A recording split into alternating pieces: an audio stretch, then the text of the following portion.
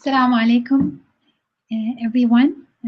أعوذ بالله من الشيطان الرجيم. بسم الله الرحمن الرحيم. Thank you for joining us tonight in our monthly teleconference.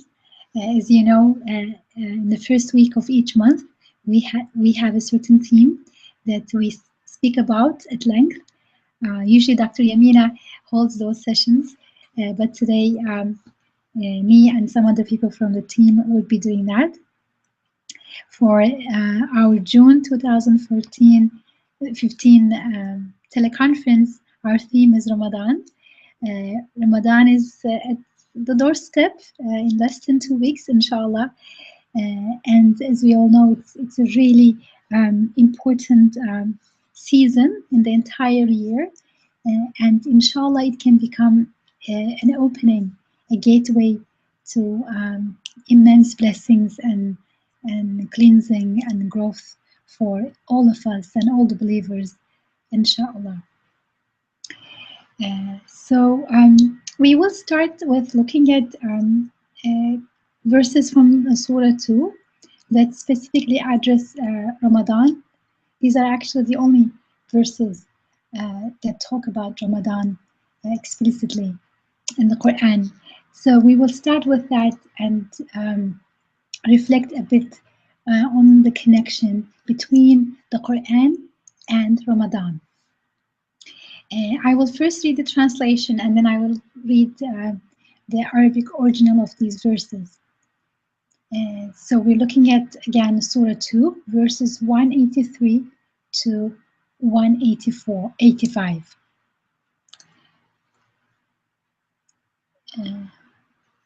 O you who have attained to faith, fasting is ordained for you as it was ordained for those before you, so that you might remain conscious of God.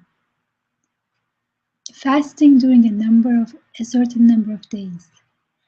But whoever of you is ill or on a journey shall fast instead for the same number of other days. And in such cases, it is incumbent upon those who can afford it to make sacrifice by feeding a needy person. And whoever does more good than he is bound to do, does good unto himself thereby. And to fast is to do good unto yourselves, if you but knew it. It was the month of Ramadan in which the Quran was bestowed from on high as a guidance unto human being and as self-evident proof of that guidance, and as the standard by which to discern the true from the false. Hence, whoever of you lives to see this month shall fast throughout it. But he that is ill or on a journey shall fast instead for the same number of other days. God wills that you have ease, and He does not will you to suffer hardship. And He desires that you complete the number of days, and that you extol God for His having guided you right, and that you render thanks to Him. And I will come back and read in Arabic original. أعوذ بالله من الشيطان الرجيم. بسم الله الرحمن الرحيم. يا أيها الذين آمنوا كتب عليكم الصيام كما كتب على الذين من قبلكم لعلكم تتقون أياما معدودات فمن كان منكم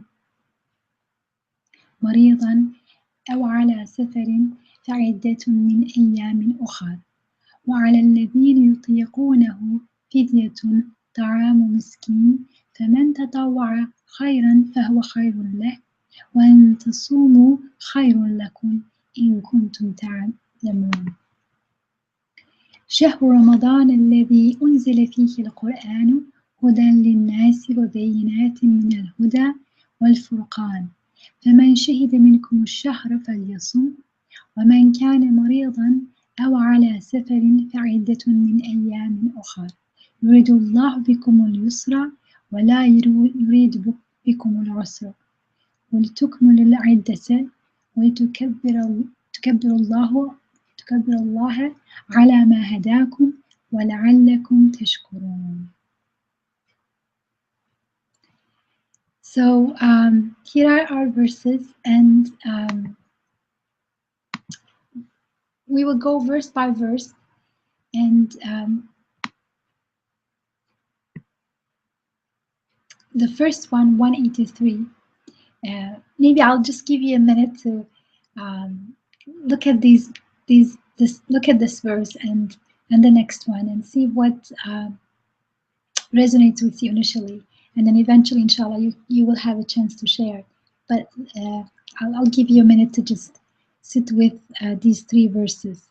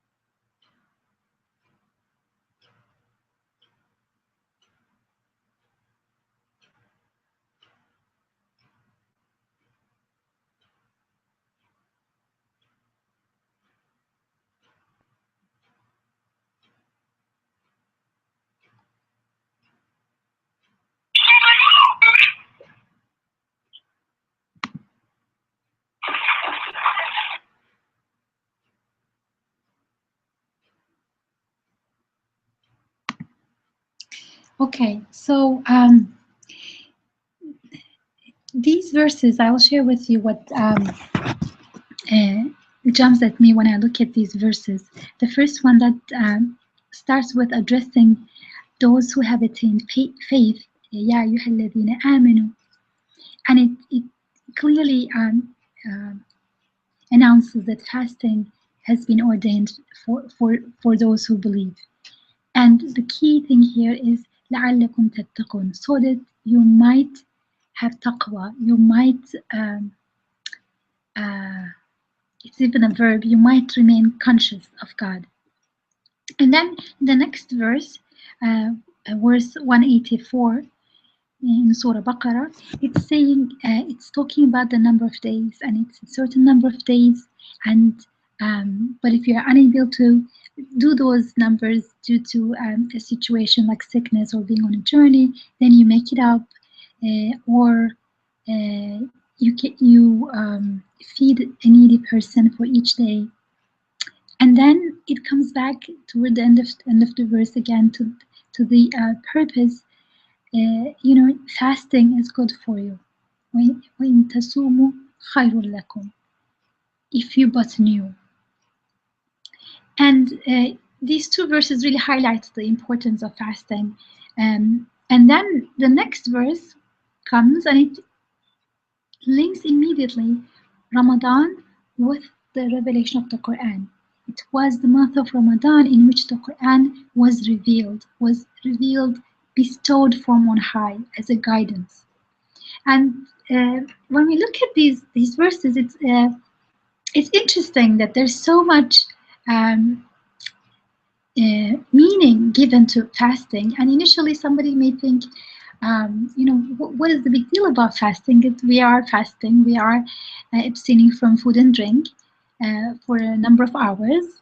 Okay, but then it's not just that. Fasting is not just for the sake of fasting. It is connected with God consciousness. It is better if you fast, if you but knew. And then there is this link between Ramadan as being the month of the Quran, and therefore you should fast in it. And this direct connection between fasting and Quran coming down. So clearly there's a connection here between Ramadan and Quran, and we really want to unpack that a little bit, reflect on that a little bit today. What is the connection between Ramadan and the Quran? Now, as we mentioned in the previous teleconferences repeatedly, the Quran is an address, is a message from our Creator. for our guidance. And what kind of guidance? It's a guidance. Oftentimes we have the notion that it's guidance. It tells me what to do, what not to do. That's there definitely, and we need that guidance as well. But if you look at the Quran, only 5% of the Quran is about explicit do's and don't do's. You know, eat this, don't eat this, marry this way, don't marry this way, and so on. And guidance is much broader than telling us what to do, what not to do specifically in certain situations. Guidance of the Quran is telling us who we are and what is the meaning of our lives and where are we coming from, where are we going, and what is this whole world that we live in about. That's the Quran in that sense holds the key to our existence and the meaning of our existence. What are we doing here? Why is all this? Why are you crying? Why are you laughing? Why are you running around trying to make ends meet, take care of things, or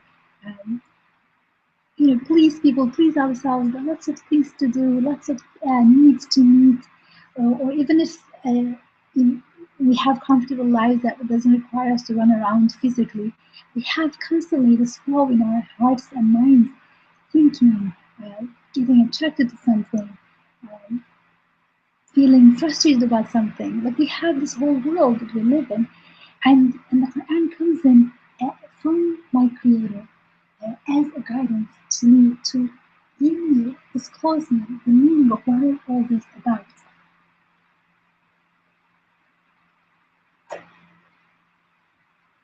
Now, if we come back to verse 185 of Surah Baqarah, second surah, it says, it was the month of Ramadan in which the Quran was bestowed from on high as a guidance unto human beings and a self-evident proof, bayyinah, of that guidance. So the Quran is both guidance, it contains guidance, and also it provides the self-evident proof of that guidance. Because if a source, if anybody is telling me, come here, I'm going to decipher, or I'm going to expose the meaning of why you are here, and what is the meaning of this flow of life and death and separation and happiness and sadness, difficulty and ease, all this journey, life journey that we're going through, I am going to tell you the meaning of all this. It is extremely important for me to hear that voice. At the same time, I would have the question of, how do I know you're telling the truth? How do I know you actually know why I'm here? How can I trust you as a source? So I need evidence. I can't just take any source that tells me the meaning of my life. I need an evidence for that, and that's so beautiful that the Quran is not at all a book that is asking us to blindly accept it. It says, well, here is the guidance, and here is the proof of that guidance. Within the guidance itself, there are instructions on how to check out the guidance, how to actually realize the truth of that guidance. And that brings us to another key notion that many times that have been repeated in receiving Nur lectures and teleconferences, and that's the notion that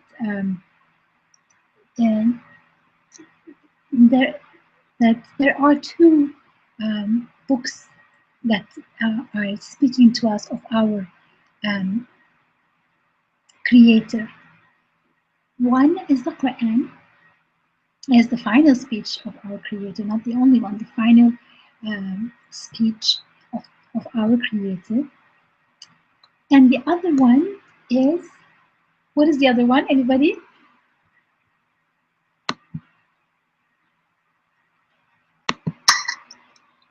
The other one what?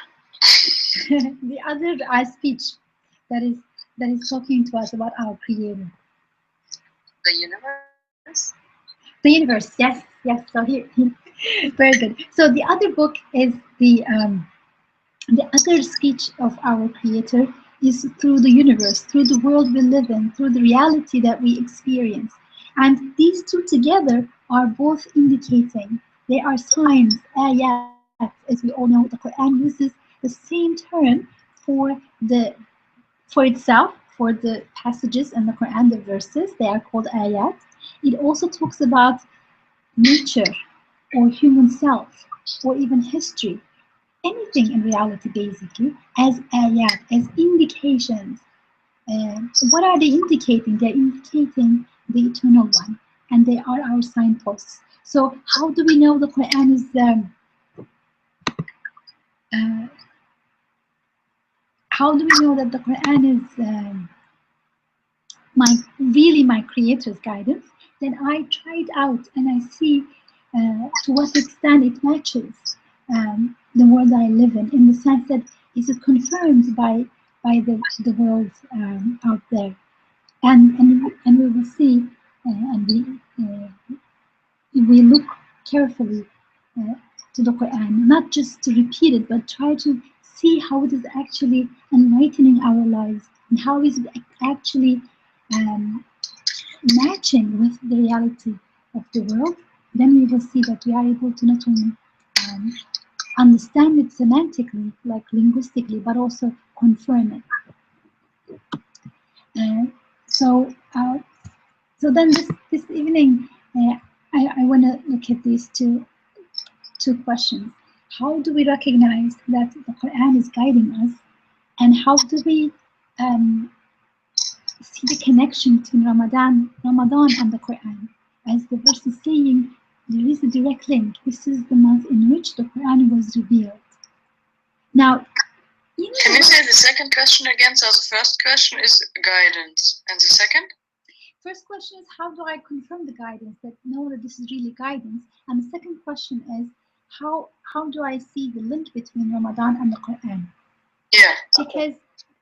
Because verse 185 is saying, in the month of Ramadan, the Quran was revealed.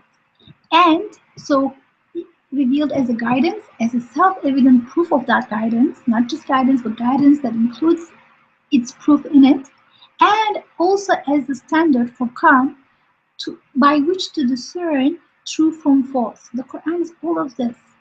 It's a guidance, it's a standard to distinguish truth from falsehood, and it also includes its evidence in it so that it allows us to see how it is true. It allows us to confirm it. And as it announces the Quran, the first half of the verse, then the second half moves on to saying, therefore, whoever lives to see Ramadan shall fast through it. So there is a connection between Quran and Ramadan. And what is that connection? And we can start looking at this verse from the very first thing I mentioned, the principle of reading the Quran to confirm, to see how this is, how do I know this is true? So how do I know that this verse is true? Well, then this verse must be telling me something that I can actually try out and test out in life. So when the Quran is saying it's in the month of Ramadan in which Quran was revealed, it is giving me not just an information that I just have to take it, and I have no ways of confirming it. It's just a historical information. No, it is something that I should be able to confirm. So I should be able to see the link between Ramadan and the Quran's descent coming down.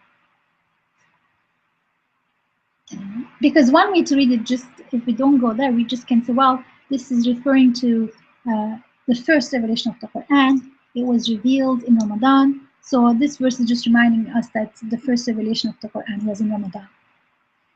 Okay, but what does that, how can I confirm this, and how does that enlighten my life? Right? It could be another month. So what's the big deal? There must be something that my creator is telling me there. Because if the Quran is speaking, if my creator is speaking to me explicitly in a verbal form, as opposed to speaking to me through nature, right? The way he creates things and the way he allows me to use my intellect, gives me the intellect to think, to learn. That's one way our creator is informing us.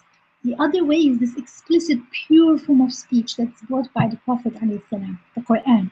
Now, anything in the Quran should serve the aim of guiding me.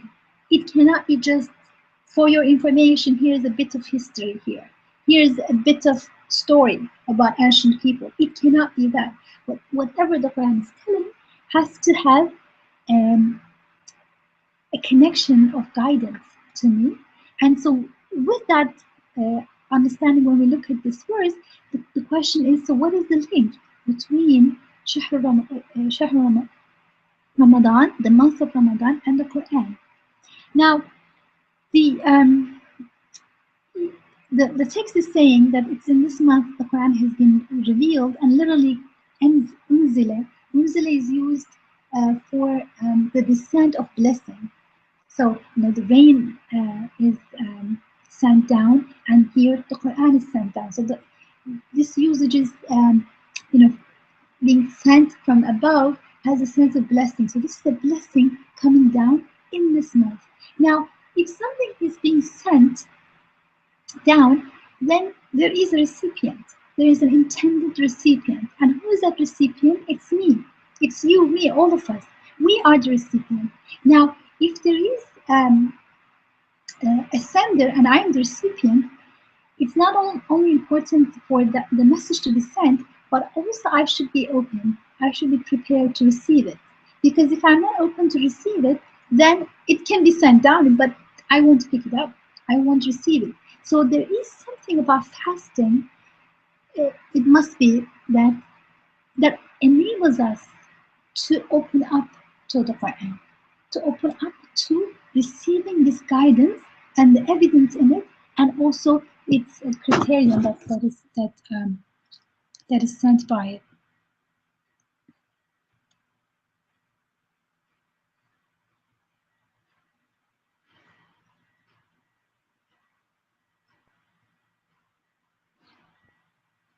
So that's what I will be looking at more now. But Andrea is requesting that if anybody wants to share anything so far from the verses that we read, you're welcome to do so. Inshallah, if you want to share anything, it may be a question or it may be a comment that's is going to, inshallah, help us unpack a bit more. You're welcome to share that. Yeah, I was just thinking that Yamina, in the last couple of online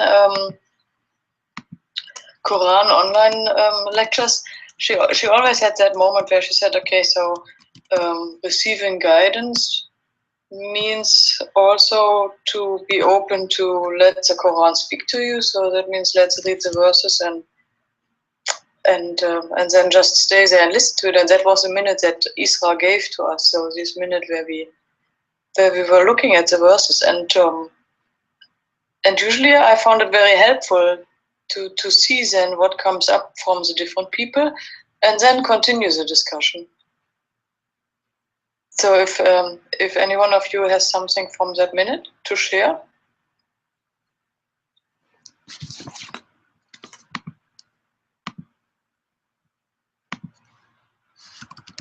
And if not, of course, I can go first.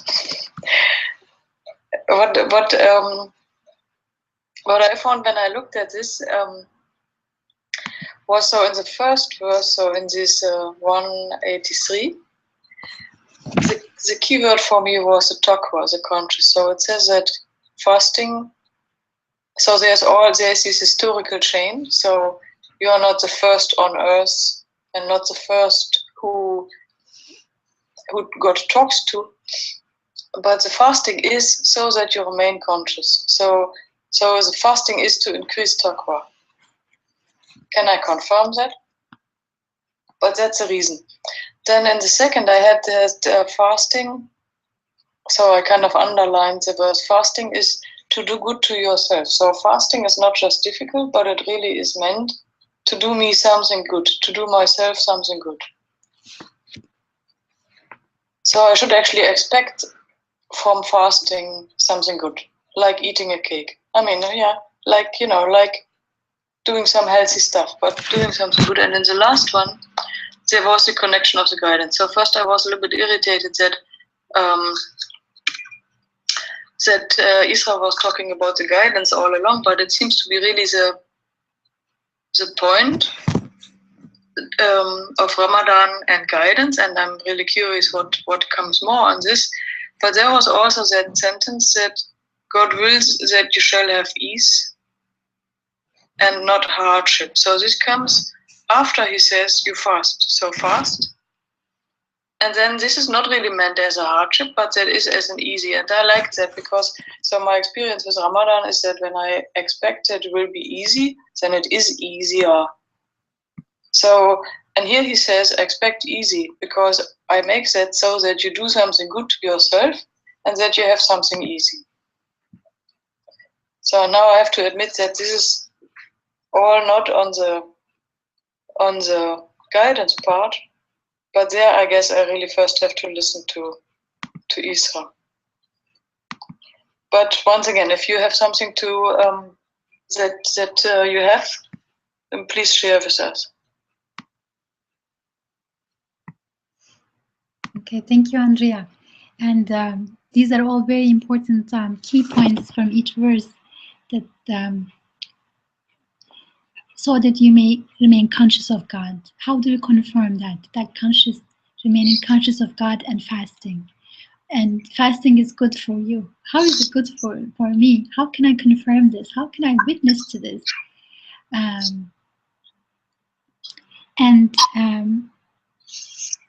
And similarly, the guidance. How is the connection between guidance and fasting? I'm not sure if Mahmoud wants to say something or not. No. Then it would be nice if you mute your mic. So because sometimes that just gives an echo. I can do that too. Okay, and so if we look at fasting, and for a moment, what is it so special about abstaining from food and drink? There's a famous European philosopher in the 16th century. He said he found it very funny that Turks, he called them, but he really meant Muslims. Turks starve themselves in hot summer days as if God needs their starving. What a silly thing.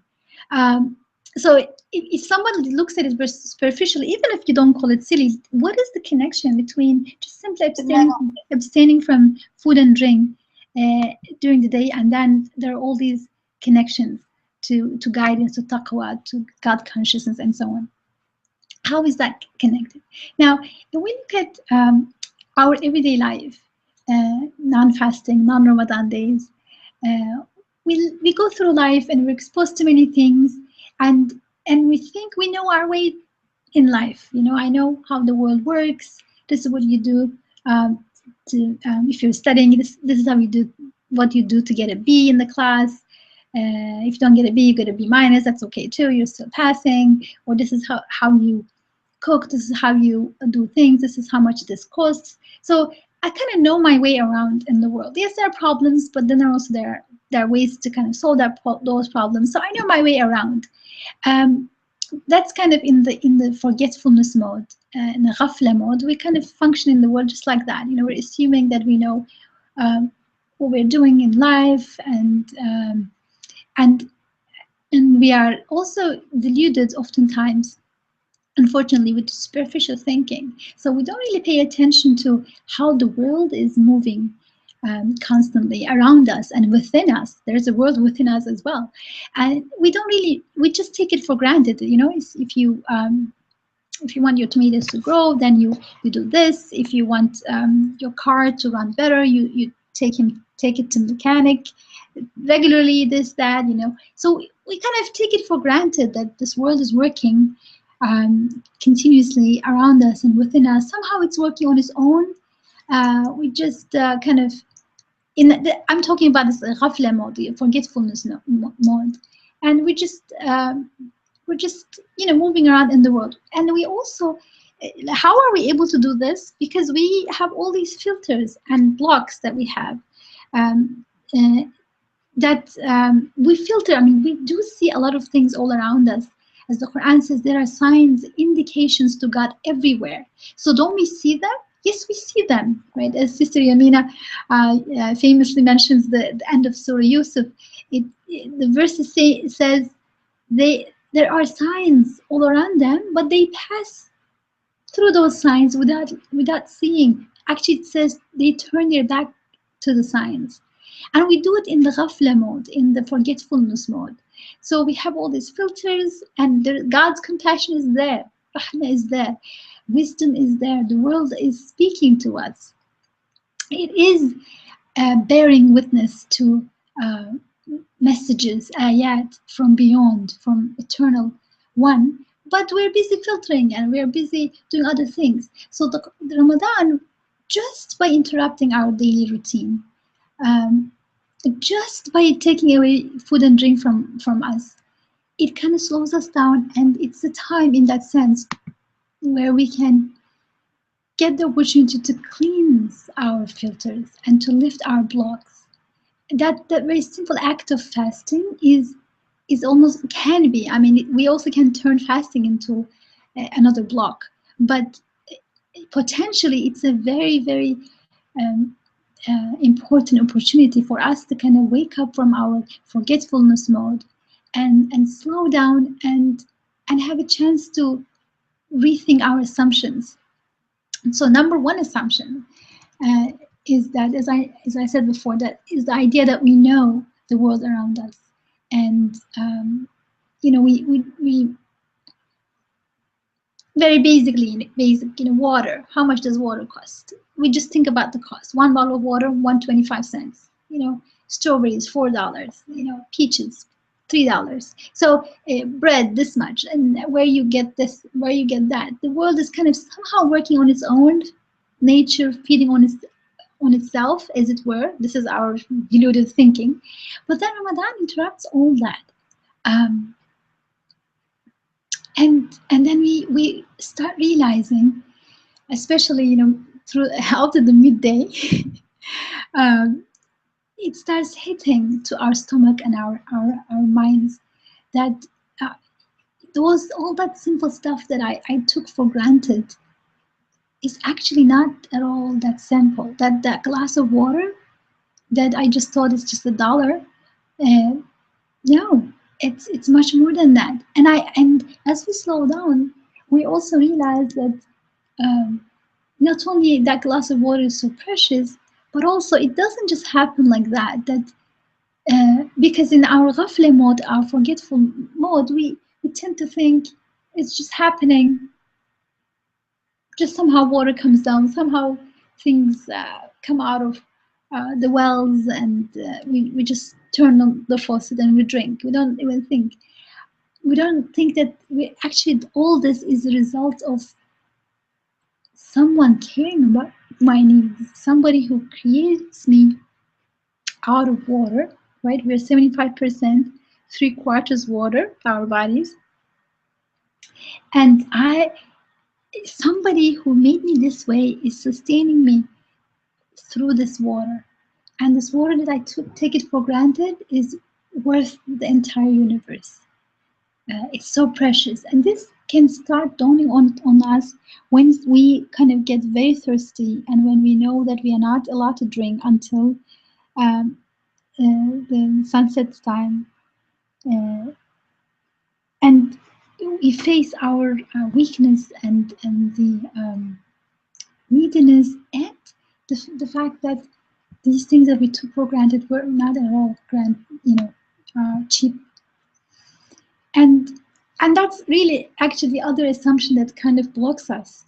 I mean, one assumption that blocks us from seeing the signs of God around us, finding the guidance, is the assumption that these things are things we know, and they're relatively cheap stuff or simple stuff, water, this, that.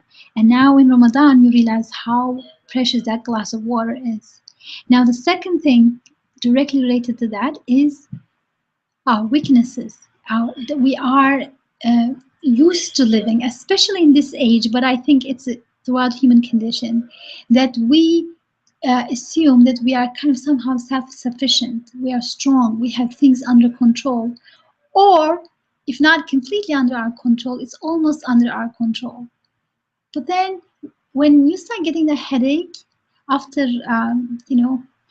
6-7 hours of fasting, and you really need that, water, that 3 bottles of water that you should have drank by then, but you couldn't because you're fasting, then that weakness hitting us, this is our reality, and everything else is was a blessing. I pretended I'm powerful, I know it's mine, but actually in reality I'm this vulnerable being, needy being, craving for a glass of water. This is me.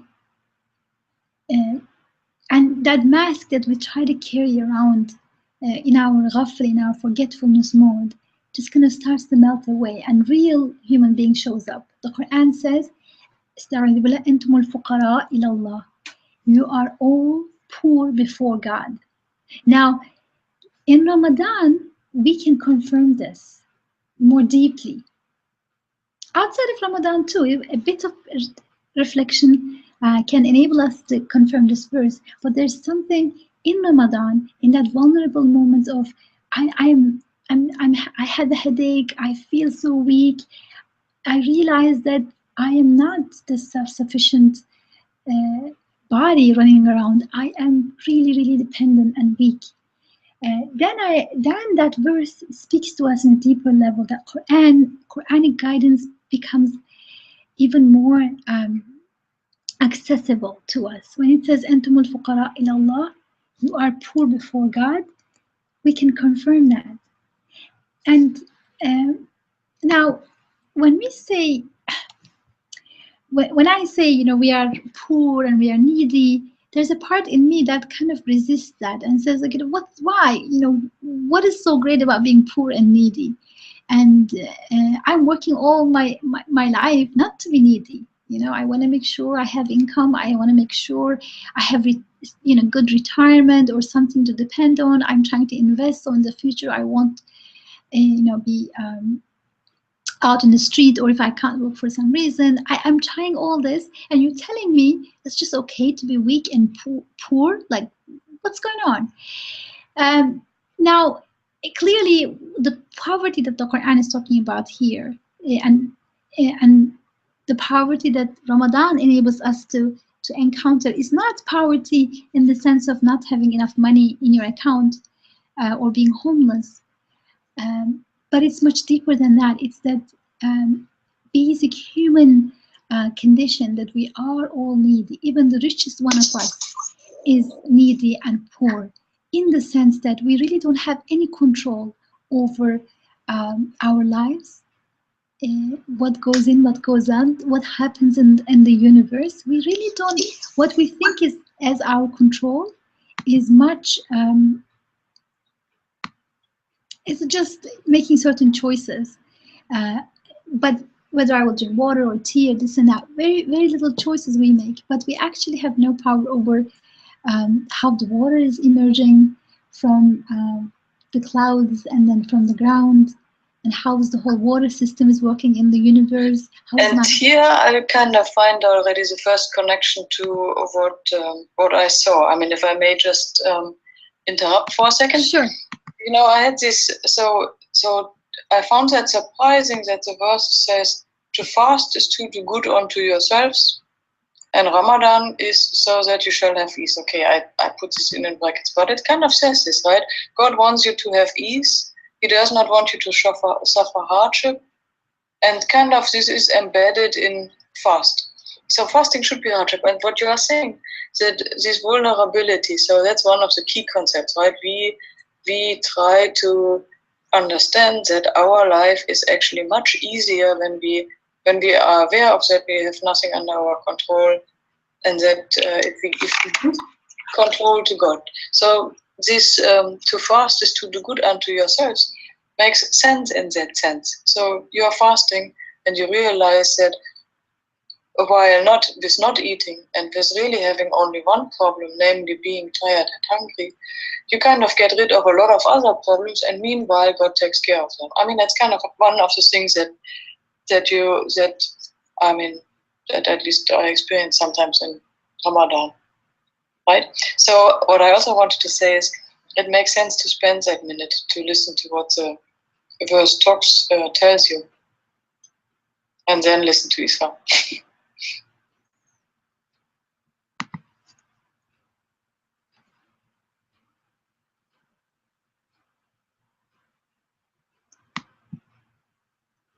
And about vulnerability, we talk a lot about vulnerability in receiving your lectures, and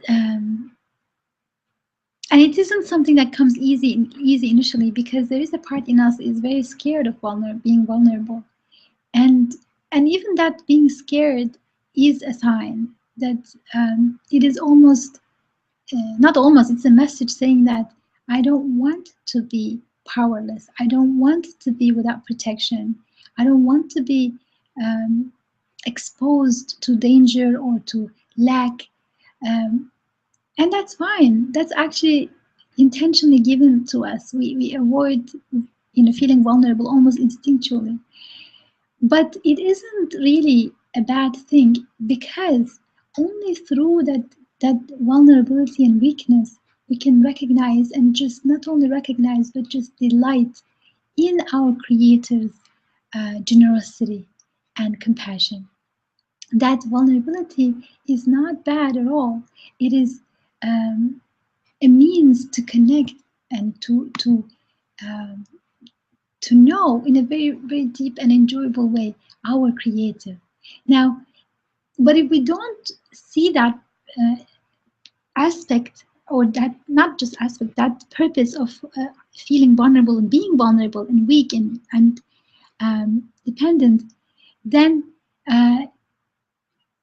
it looks like, we have to find a way to pretend that things are under our control, because it's a basic thing that when things are not under control, we freak out and we want things to be under control. Now, that is a turning point, or crossroads. One way to say things are not under control, but I'm desperately in need of assurance, of stability, of clarity, of protection, of compassion. I need them badly, and then I turn to the one who gives them to me. I say, oh, okay, so you're making me hungry, so because you will feed me. You're giving me this need for security, for safety, whatever, so many other needs we have, because through them I get to enjoy safety and friendship and being sustained and provided for, being cared for. So okay, that's one way.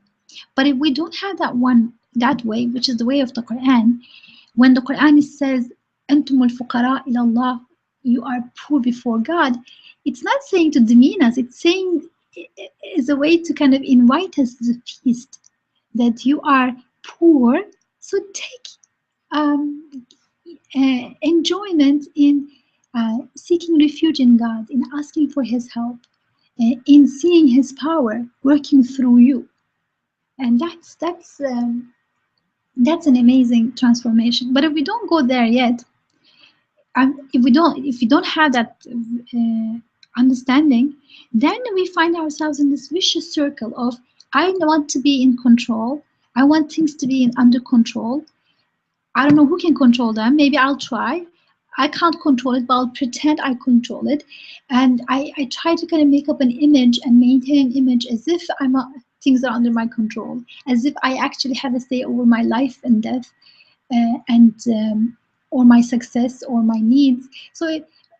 But then it's, at the end of the day, it's really wishful thinking and denial of my reality as a human being. So constantly I have to brace for being disappointed. I have to brace for my mask, falling down. I have to pick it up again, and it just becomes such a painful and disappointing path.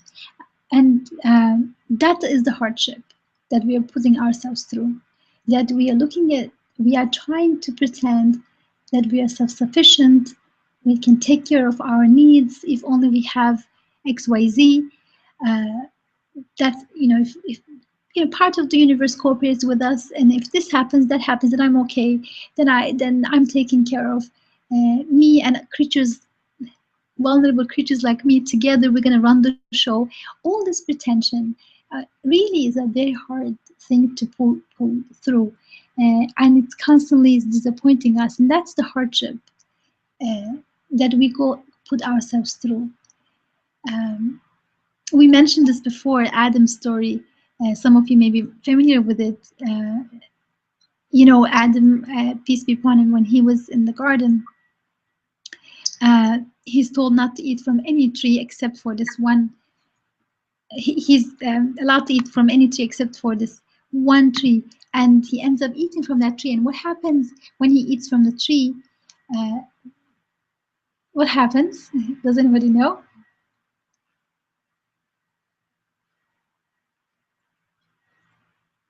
When Adam and Eve, peace be upon them, both of them, when they eat from the forbidden tree, what happens? They realize their vulnerability. Well, literally what happens in the text? They realize that they are naked. They realize they're naked, right? So one understanding is they realize they feel vulnerable. They're, oh, I'm naked. They didn't realize that before. I'm naked. So do you think we can really say this, that Ramadan, or at least in this moment, Ramadan is to practice that that realization, that neediness actually realization of my neediness, and just embracing it and being with it makes my life easier? Absolutely, right? In that story, what is difficult when they realize they're vulnerable and they feel vulnerable, they feel ashamed and naked. What is the first thing they do? They try to cover themselves up with leaves. And however well stitching you do with the leaves, it's not going to really cover you. It's not going to really protect you. So they have an attempt at taking care of it on their own, but it's not going to work. And that's the way we try to do in the forgetfulness mode. We try to kind of take care of things, quote unquote, on our own, and it's not going to be successful because we are profoundly dependent and vulnerable beings, human beings. Whatever amount of money you make, whatever type of insurance you have, we remain as vulnerable individuals who don't know if they will take the second breath. We can pretend, but we actually don't know. And these moments when we are aware of that are actually the best in our lives. I mean, that may it be the if we turn to God. So then if we realize that, okay, I'm weak, but I have this immense desire not to be weak, what am I going to do with this dilemma? One way to kind of just be wasted in that tension. The other is to say, well, this dilemma itself is a sign, is an indication, is an ayah calling me to look at myself and say, wait a second. From one perspective, I'm so perfect, right? I'm so perfect. I can move, I can talk, I have all this incredible amount of billions of cells inside me, well organized, they're working, they're amazing. At the same time, I'm so vulnerable. If I don't eat and drink for 10 hours, I can't even, I stop thinking. I can, I may even faint. Like I'm so weak. Wait a second. What am I going to do with this? Right? That is an invitation to say, okay, wait a second. You thought you were the one who's powerful. It's your body. You are taking care of your body. You are strong. You are smart. You eat the right food. You cultivate the right food. You know how to grow vegetables. You know where to buy, what to do. You're smart. You thought it's all from you. But if it's all from you, how come you're so vulnerable? How come you're clueless as to how that plant comes out of soil? How are you so clueless? Because yes, I mean, we can describe the stages of how a flower or a tomato grows, but we really don't have any understanding of how this mud is flourishing into this tomato. It's just, it happens, and we put names on it scientifically, but really we don't understand how from this mud this taste is coming. And that taste is matching my taste buds, and I have the whole infrastructure to digest this thing. That's just amazing. So we in the ghafla mode, the unaware mode, before Ramadan mode, we forget that all of this is happening not through me, but through this unseen, incredible power uh, that cares about me. So Ramadan, interestingly, by depriving me from some of God's sustenance, it actually enables me to notice God's sustenance all around me. Because when I realize my vulnerability, then it's like I'm so needy, but then I have this desire, and I also see all these miracles around me, of miracle of life, miracle of the world running according to a pattern. That's the miracle. We tend to think miracles are exceptions, interruptions, but really the miracle is things are happening according to an incredible order, over and over again, following that order.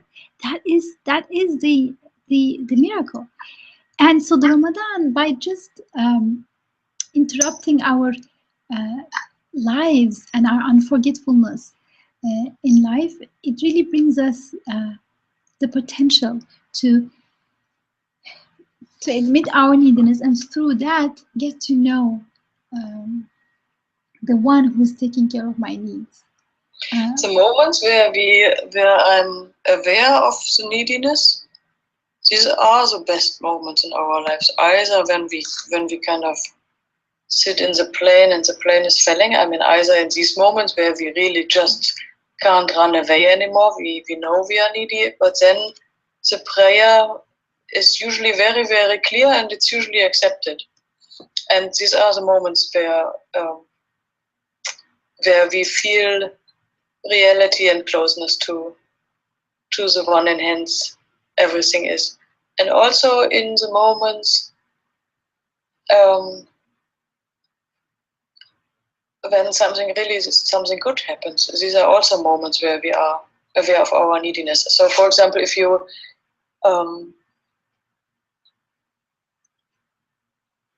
are in a new position or in a new town and you don't really know, so in the situation where something is really not clear, then you are very aware of your neediness. But then usually good things happen. So, in that fasting kind of has this, it puts you naturally in that state.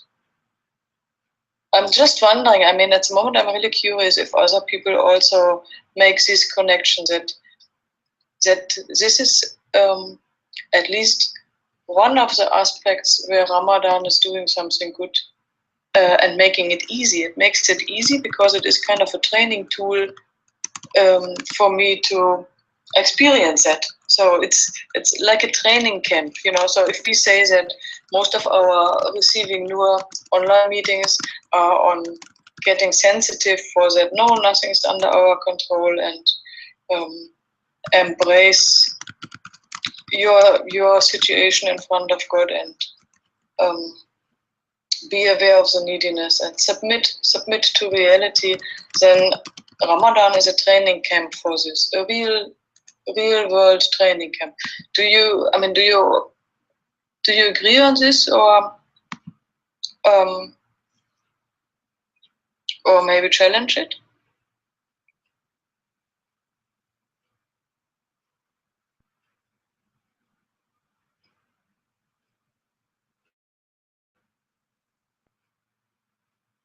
Yeah, I feel like every day is a training, but this is like a scheduled time. So so you have to try your utmost best to acknowledge that you're really super needy.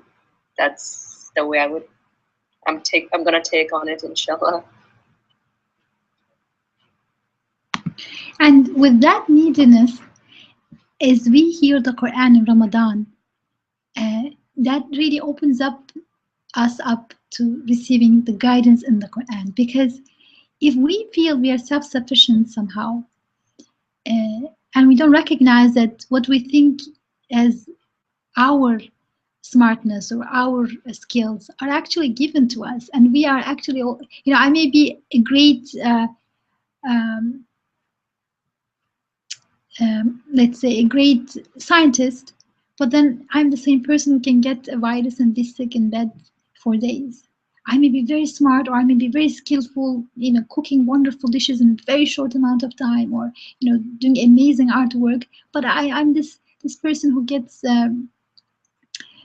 scared from what's going to happen tomorrow, or you know, I, or I can be in a car crash the next day. So I really don't control my life, even when all of these beautiful qualities can be manifesting through me, that I may be doing something smart, I may be doing something skillful. So in the ghafla mode, when we think these are ours, we try to explain away all those moments where we feel, oh, I'm not in control. I was able to see that yesterday, but I'm not able to see it today. Uh, I am so smart, but I forgot about this very important thing. So when we face constantly those moments of vulnerability, we kind of try to cover up, and it becomes an unnecessary battle. Uh, and it's very kind of cumbersome and difficult. But then Ramadan can become a way in which we slow down and say, you know what? Why am I pretending that I am self-sufficient? I am not. I'm needy. And needy before who? It's not about going to your friend and saying, oh, I'm so needy and vulnerable. She's vulnerable like you. We are all vulnerable before God, before our Maker and Creator. And that is not a bad thing. That's actually a good thing. That's actually a good thing. It's because it's through that neediness that we get to um, uh, crave for His beautiful blessings, and get to enjoy His beautiful names. In the Quran, there's a passage in which Prophet Abraham is speaking, Ibrahim alayhi salam, and he says, He's the one who gives me to eat and drink. He's the one who makes me well when I'm sick, and goes on. And it's so beautiful because all of these things, the struggles that we go through, that becomes a way for him to talk about God, to know God, to know who's God. He is the one who takes care of my needs and everybody else's needs. Who is God? He is the one who provides, who heals, and who takes care, who creates, who knows, and so on. So it is in Ramadan. If we, when it's interesting, because you may be very lightheaded in Ramadan, but then when you're hearing the Quran, you are, inshallah, in a better place to hear it as a guidance, because all that self-sufficiency claims kind of wither away. Then I'm hearing my Creator guide speech, my Creator's speech to me, and I'm open to guidance, because you can't guide somebody who is not open to guidance. And even when we say we're open to guidance, it's very different to read the Quran in that kind of tangible, vulnerable state versus in a state where we are forgetful and we think we are aware. We think we run our things.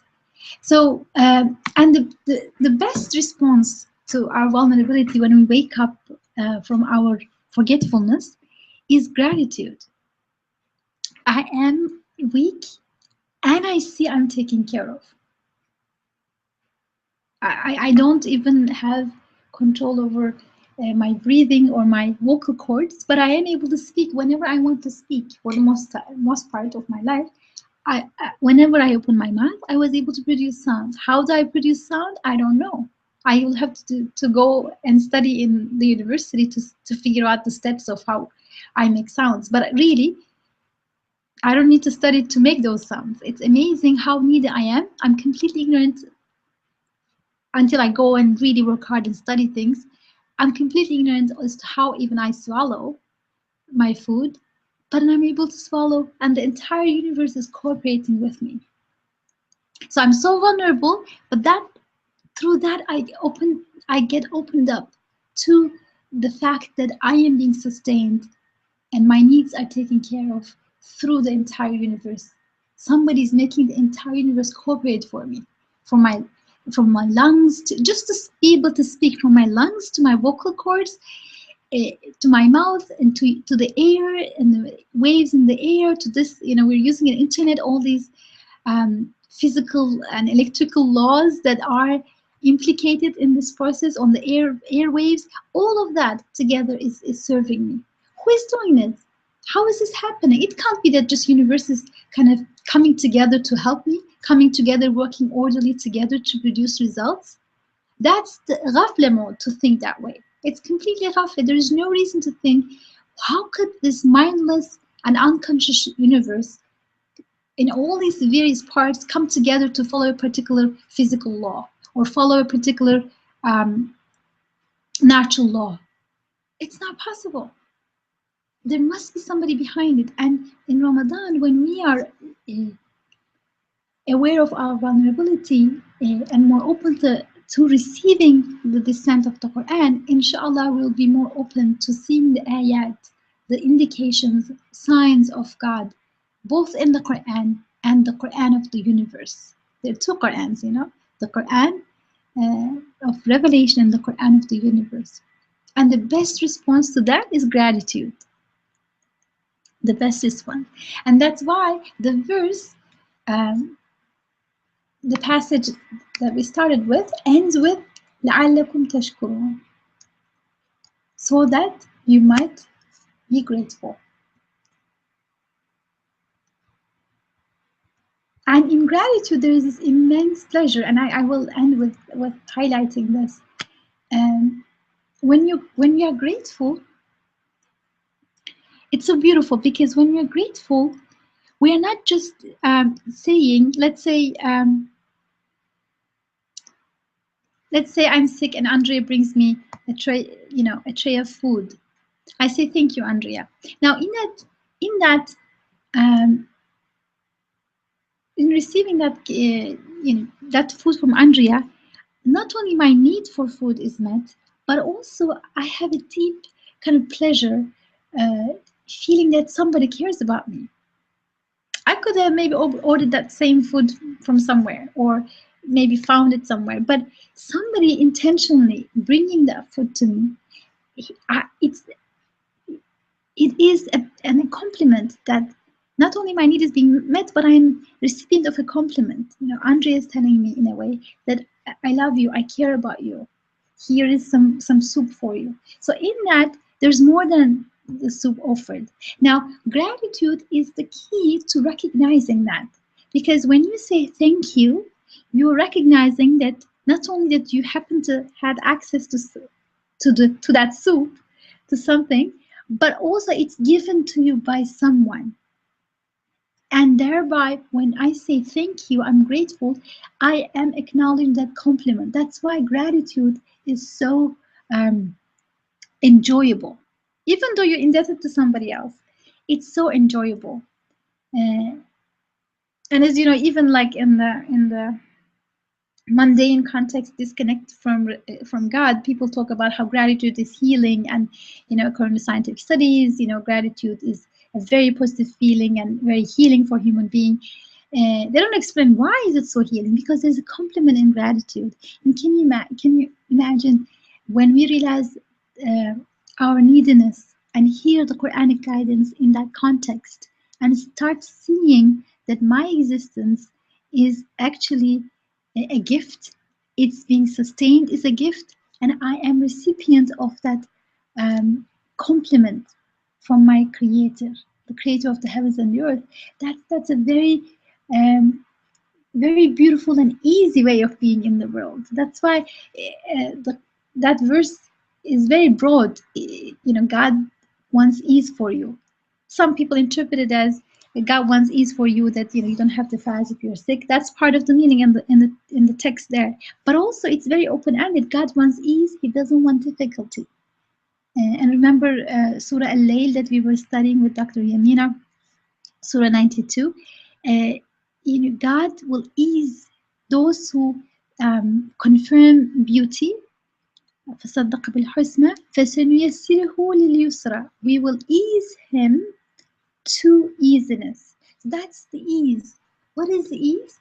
To respond to your weakness and your reality with gratitude. And so Ramadan fast, by opening us up to gratitude as well, it is opening us up to the Quran, because one of the key things in the Quran is gratitude. Am I going to be grateful, or am I going to going to be ungrateful. That's the key thing in the Quran. So inshallah, um, let's all admit during this uh, beautiful season that our needs are being taken care of, not by themselves, not naturally on their own, but by someone merciful behind the scenes.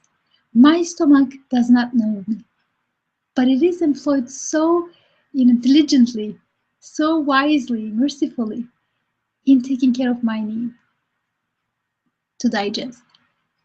The clouds, they don't know the needs of the trees or the living beings, but rain is sent each time through, and water is sent so that our uh, thirst is quenched. So we are in need, and our needs are taken care of in unexpected ways. And even though we talked about food and drink, it is just one key thing um, in our lives. If we can start appreciating them and make connections to who is taking care of us, then we will realize that all of our other needs, more subtle needs, uh, our emotional needs, our mental needs, spiritual needs are also being taken care of, inshallah. And our need for guidance is also being taken care of. And inshallah, in this month, we can be really open to receiving the guidance of the Quran. Um, and as we stop running around food, we will have not only more time to reflect on the Quran, but also more of the posture of being ready to receive the Quran. Inshallah will be there with us. Um, inshallah, Ramadan is a time to realize in a deeply ingrained way to whom gratitude is due. When you are waiting in the iftar table and 2 minutes left for iftar, and you are not allowed, you cannot pick up that spoon. It's before you, nobody's stopping you. It's not illegal. You can eat, but you don't eat, and that's a really a very visceral way of saying, you know what, I am an abd, I am a servant. I can only eat when my creator tells me to eat, because this food that I used to think is mine is not mine. If it was mine, I would be eating it right now. It's not mine. But I prepared with my own hands. Yes, but my hands are not mine. The food that I gathered from the world is not mine. The way I cooked it is even not mine, because the heating rules and the cooking rules, all of those physical, natural, so-called natural laws, they are not under my control. They are being sustained by somebody. They can't be working on their own. So with Ramadan, inshallah, we have a tangible way of being grateful and knowing to whom the gratitude is due, and we can shift focus from running after sustenance to actually realize that even when we run after sustenance, work physically to get food, we are simply knocking on the door of our sustainer, and because we're deeply, profoundly needy beings, and nothing is really from us. Inshallah, we can see the Ramadan. Ramadan is a gateway to the Quran. So I'll stop here. And if you have any comments and questions to share, we have a few minutes.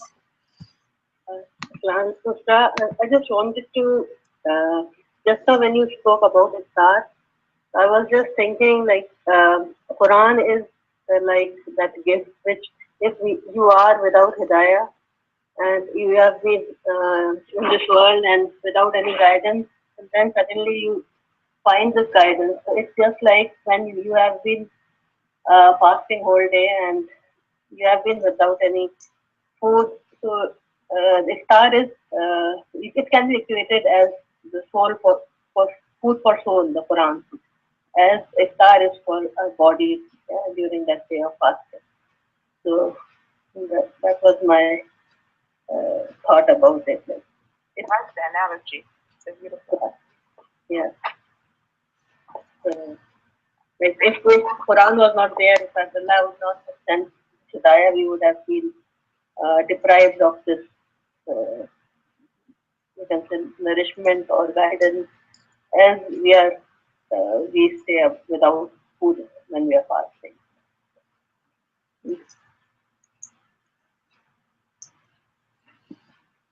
Yeah, because then even if we are full completely in all senses of the word, you know, Yeah. money-wise, well, you know, wealth, you know, people. The Quran says wealth and children, right? You know, wealth and company and fellowship.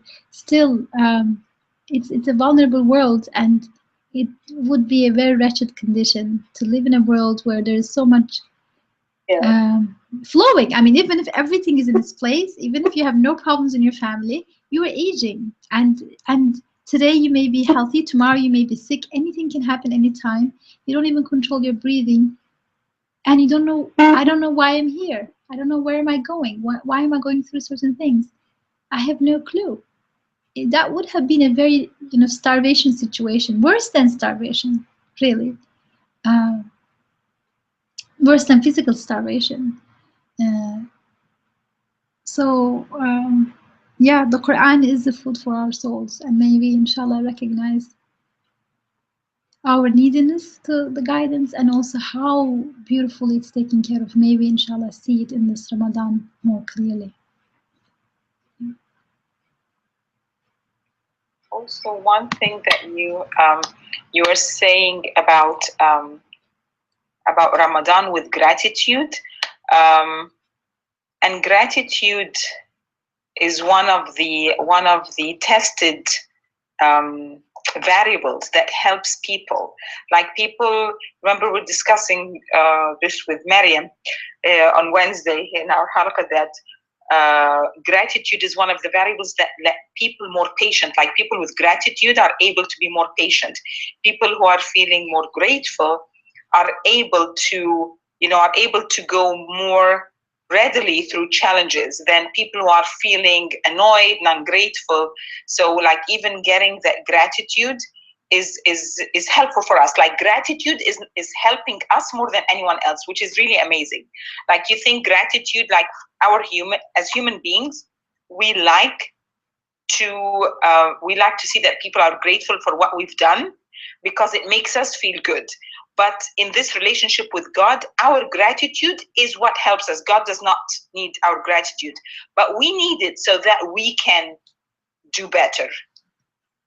So even gratitude is here to help us. SubhanAllah. It's part of that ease, inshallah. That's God wants ease for us, not difficulty. Inshallah. Yeah, I like putting it with the ease, that part of making things easy, like being ease to ease, is to be grateful. Like gratefulness makes it easy for us to be easy. Okay, so inshallah. Yeah, Thank mashallah. you. Mashallah. Like, okay, so thank you very much, everyone, for joining. And we'll stop here, and please, maybe I'll end with a dua. I should end with a dua. أعوذ بالله من الشيطان الرجيم بسم الله الرحمن الرحيم سبحانك لا علم لنا إلا ما علمتنا إنك أنت العليم الحكيم وآخر دعواهم أن الحمد لله رب العالمين. O our Lord, make Ramadan a time for cleansing for us, a time of healing, a time of forgiveness, a time of being opened up to your Quran, and guide us all, cleanse us all, make us among those who are grateful, who are mindful, who are conscious, and gather us all in paradise. Amin. Ila al-Fatiha.